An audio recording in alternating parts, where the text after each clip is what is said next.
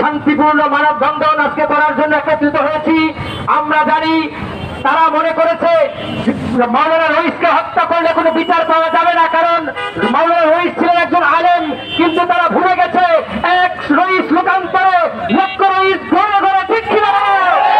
আজকে তাকে যারা সাধারণ হুজুর মনে করে হত্যা করে ফেলেছে, তারা তাদের নিজের পায়ে নিজে কুড়াল মেরেছে। আজকে দেখো আমরা লক্ষ লক্ষ ছাত্র জনতা, লক্ষ লক্ষ আলেম বলে আজকে রাস্তায় নেমে গেছে, ঠিক কিনা বলো?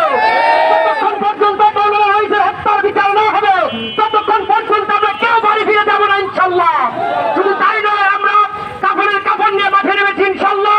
আমরা শহীদ হতে রাজি, কিন্তু আমরা ইমান দিব না, ঠিক কিনা বলো? আসসালামু আলাইকুম ওয়া রাহমাতুল্লাহ। আমরা সুন্নিরা শান্তিপ্রিয়, কতক্ষণ ঠিক নেবে? এখান থেকে আমরা অন্যদের মতো আমরা ভাঙচুর, লুটপাট, মারামারিতে আমরা অভ্যস্ত না, এগুলো আমরা জানি না। আমরা শান্তিপ্রিয় মুসলমান, সুন্নি মুসলমান, ঠিক কিনা বলো?